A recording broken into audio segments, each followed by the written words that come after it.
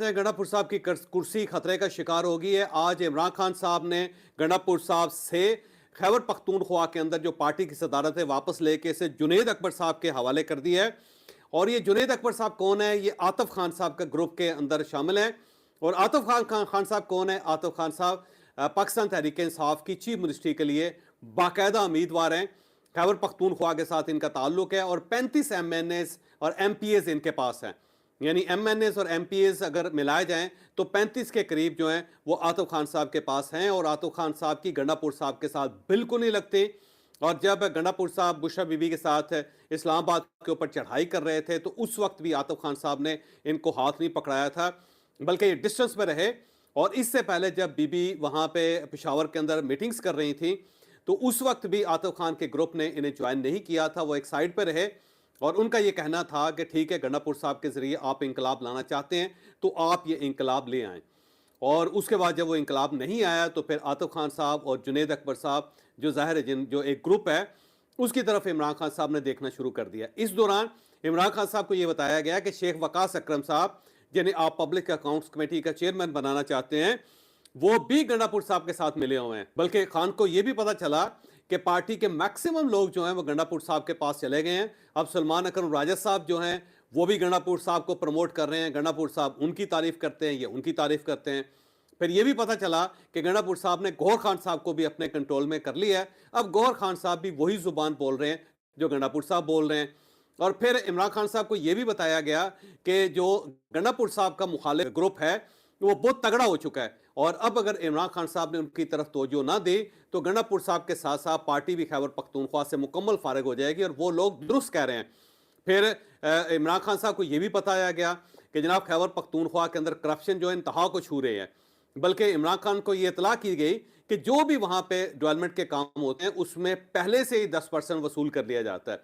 जिस ठेकेदार को ठेका हवाले किया जाता है उससे पहले 10% वसूल करके उसे कहा जाता है लो भाई तुमने ये ठेका मुकम्मल करना है, हमने अपना पैसे जो है वो वसूल कर लिए हैं।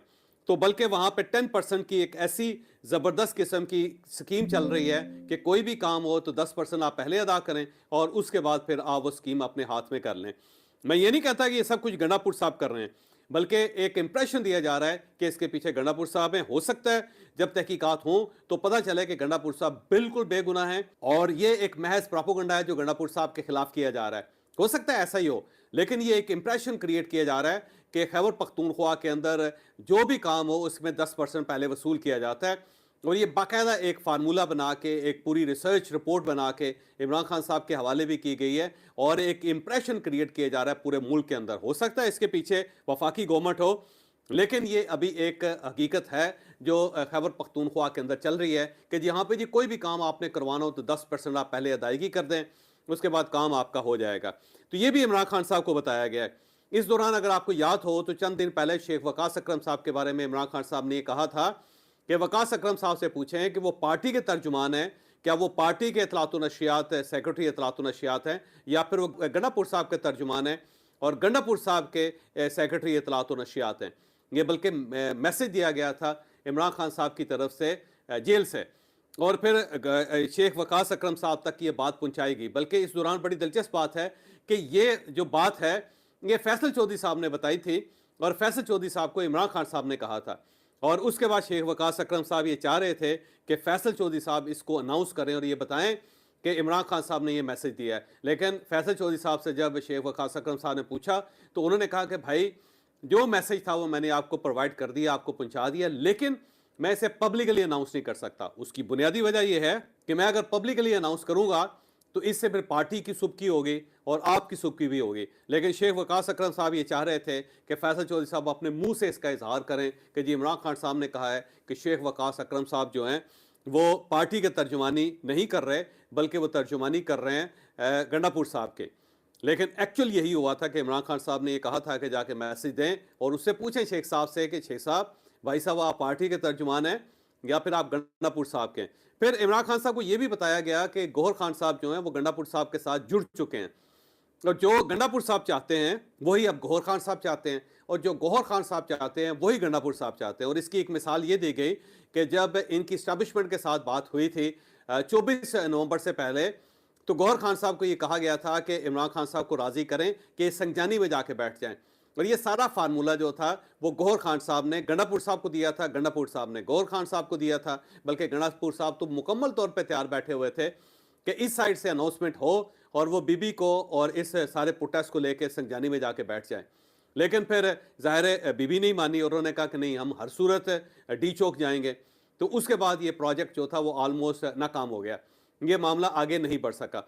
तो इस चीज़ का इजहार भी किया गया इमरान खान साहब के सामने कि गौहर खान साहब भी अब गंडापुर साहब को लेके चल रहे हैं और गंडापुर साहब अब गौहर खान साहब को ले रहे हैं। साथ साथ ये भी बताया गया कि सलमान अकरम राजा साहब जो हैं वो भी अब गंडापुर साहब के कंट्रोल में है।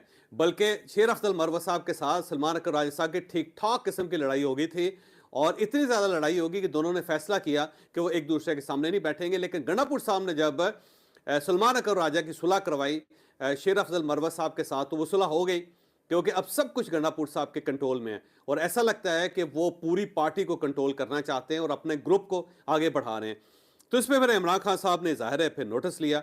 नोटिस लेने के बाद उन्होंने जुनैद अकबर साहब को उन्होंने पब्लिक अकाउंट्स कमेटी का चेयरमैन बनाया, जो ज़ाहिर है इससे पहले सीट जो थी वो शेख वकास अकरम साहब के पास थी। शेख वकास अकरम साहब बनना चाहते थे, बल्कि जब गवर्नमेंट ने उन्हें ऑप्शन दिया इमरान खान साहब को कि आप 3 लोगों की लिस्ट दे दें, तो इमरान खान साहब ने कहा था कि मैं लिस्ट दे रहा हूं, लेकिन इस लिस्ट में पहले नंबर पे शेख वकास अकरम है, दूसरे नंबर पे शेख वकास अकरम है और तीसरे नंबर पे भी शेख वकास अकरम है। लेकिन फिर ये ज़ाहिर है ये फहरिस्त वापस ले ली गई और जुनैद अकबर साहब का ऑफ़र की गई गवर्नमेंट को, गवर्नमेंट ने ये ऑफ़र कबूल कर ली। अब जो जुनैद अकबर साहब हैं वो ज़ाहिर पब्लिक अकाउंट्स कमेटी के चेयरमैन बन गए, और साथ ही आज के दिन गंडापुर साहब को फारग करके खैबर पख्तूनख्वा के अंदर जो पार्टी की सदारत है वो जुनैद अकबर साहब के हवाले कर दी। जुनैद अकबर साहब को 2 टास्क दिए गए हैं। उनको पहला टास्क तो ये दिया गया है कि खैबर पख्तूनख्वा के अंदर जो करप्शन हो रही है उसके बारे में तहकीक करें, और अगर कोई शख्स करप्शन कर रहा है तो उसको मुकम्मल तौर पर फारग भी करें और उसके खिलाफ तादीबी कार्रवाई भी होनी चाहिए, और साथ साथ चेयरमैन यानी बानी चेयरमैन को बताया भी जाए।